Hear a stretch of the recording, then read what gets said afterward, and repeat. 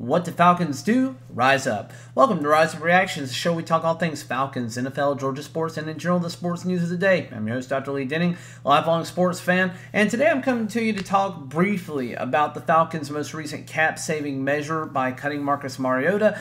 We all expected that to come, and the official move did happen yesterday, Tuesday, February 28th. It was announced that he would be leaving the team, and we would be saving $12 million as a result of that. I fully expect us to potentially cut Casey Hayward as well, which would save another $5 million on an aging player, somebody who still has probably a little bit of juice in the tank. But I think between Marcus Mariota's $12 million and the $5 million that we would get from cutting Hayward, we might be able to scrounge enough, plus $2 or $3 more million, to really get a solid, elite, younger player, somebody who could be on our team for a few years to come, as opposed to a guy who we're just kind of have on the roster who's still very good, but may be injury prone as he was this year, or may have some issues with coverage as he ages a little bit in terms of NFL years. Not really. Certainly 34 going on 35 is not old. It just is for NFL talk. Now, the other thing that we have not done yet, the Falcons have not exercised the franchise tag, which we're still not sure if we're going to do that with Kaleb McGary or if we're going to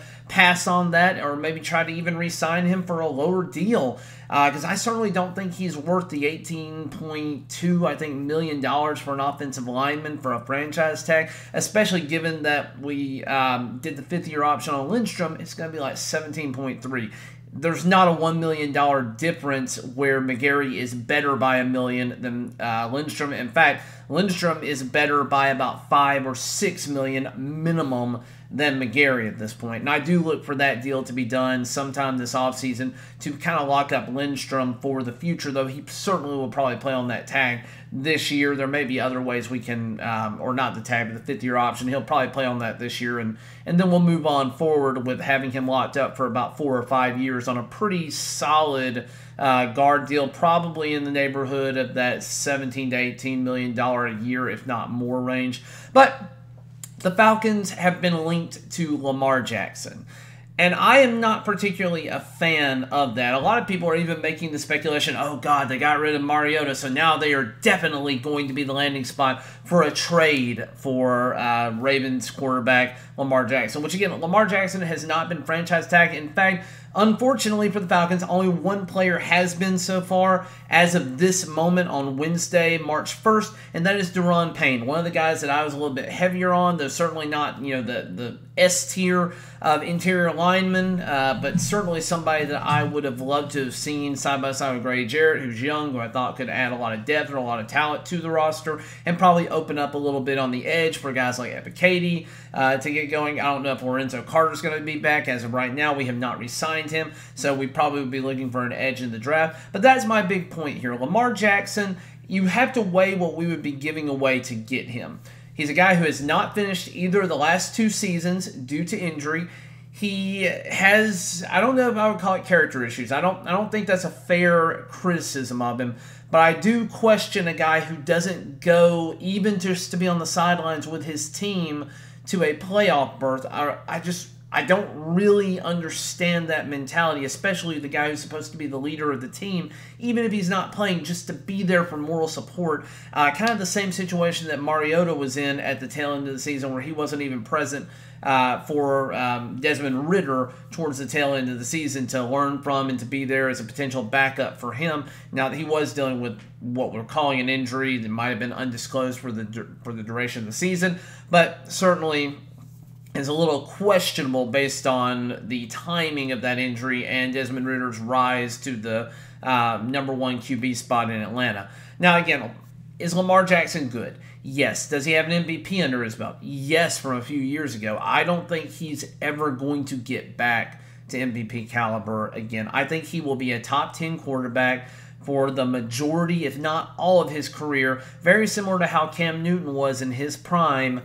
And then I think he is probably going to fizzle out, and because of all the injuries that he's sustained, the wear and tear on him is too much at this point. I don't want to guarantee him $45 to $50 million a year for 5 years and handicap the franchise when we do need to make other signings like the Chris Lindstrom deal. And, again, we want to get Jesse Bates potentially from the Bengals if they don't franchise tag him, and he's probably going to cost somewhere in the neighborhood of $18 to $20 million per year. He's already a guy based out of Atlanta who would bring a lot of support to our secondary. And again, we are looking to build up our offensive line and our defensive line. We have not built in the trenches, and for the better part of a decade, we have been clamoring for a solid defense in Atlanta. It has been our Achilles heel. We have had to outscore by a large margin with our opponents, or else there was always a chance that somebody could come back and beat us. Just go back and look at the Dallas game in Dallas a few years ago where we had, I think it was a 17-point lead,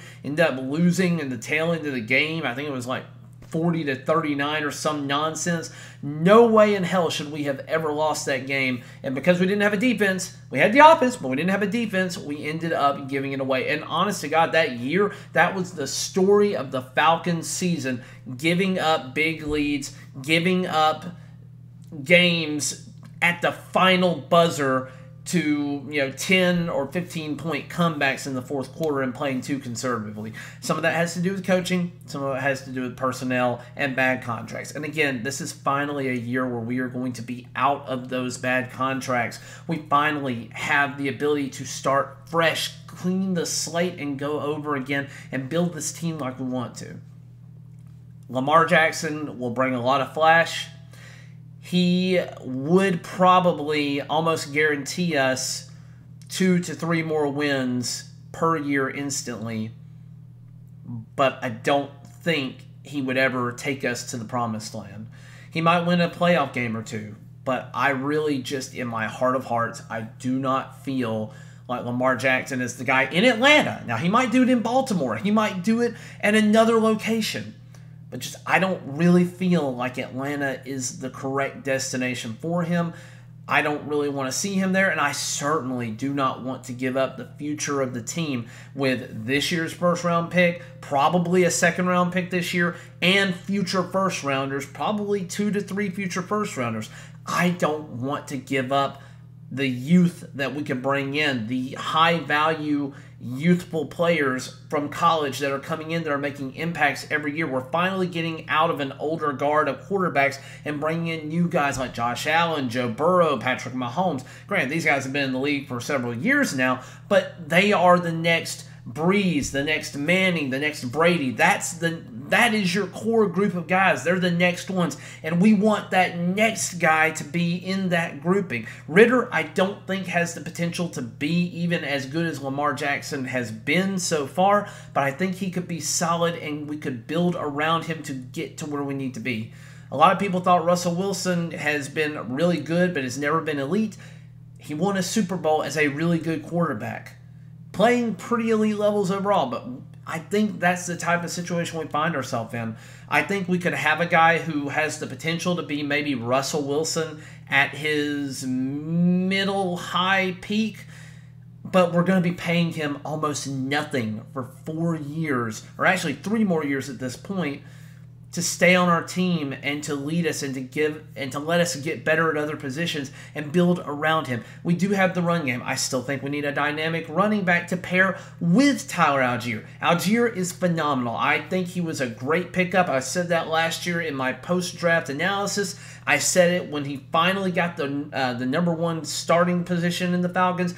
I've said that Cordell Patterson really needs to move back to wide receiver. A lot of people seem to hate that idea. I want him to go back to wide receiver because he's too old to play running back and he's not dynamic enough at the running back position. Let him be our kick returner. Let him be the wide receiver 2 in this offense. Maybe the wide receiver 3, because who knows what we're going to do in the offseason here. There's not a lot of dynamic players in terms of guys who've gotten cut so far. We do know Kenny Golladay has been cut. I think we could get him as possibly a resurgent candidate for very, very cheap.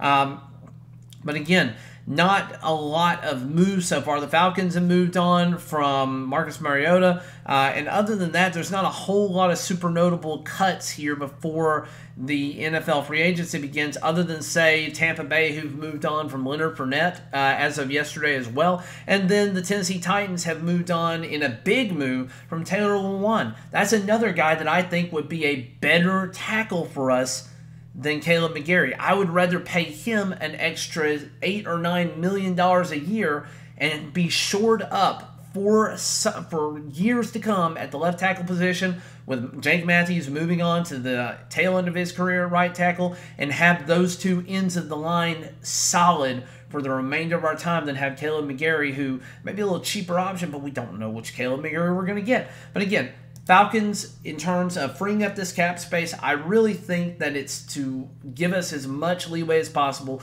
to build the team around Desmond Ridder.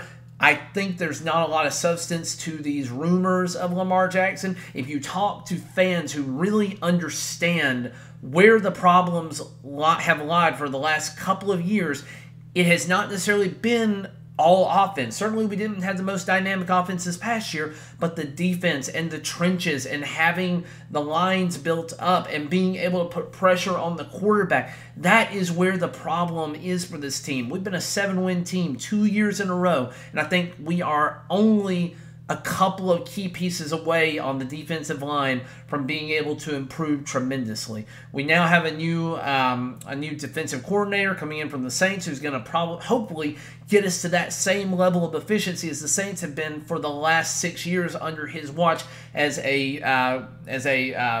position coach and then a co-defensive coordinator. So I'm really looking forward to this coming season. I don't want Lamar Jackson. There's going to be plenty of people. All of the Falcons Facebook pages are just nothing but debates on this right now. There's some people who say that, if you're not going to give him a chance, that you are being very prejudiced against him, and there's others who side more with me and are looking at this as a dollars and cents type of thing and saying he's a great player, but is he worth it for the future of our franchise? For me, the answer is no. I'm glad that we have another $12 million. I think we could get another $5 million if we cut Casey Hayward. And I think that free agency is going to be incredibly interesting for the Falcons. We are young. We are hungry. We are ready to take our rightful place as the #1 team in the NFC South. And with that, guys, that's all I got for you. Thank you for watching, liking, sharing, and subscribing. Hit that little notification bell down at the bottom to keep up to date with all my videos and help my channel grow. Thank you so much, guys. I am on my way to 500 subscribers here, hoping to get there by the end of next season. Thank you for all my supporters so far, and as always, rise up.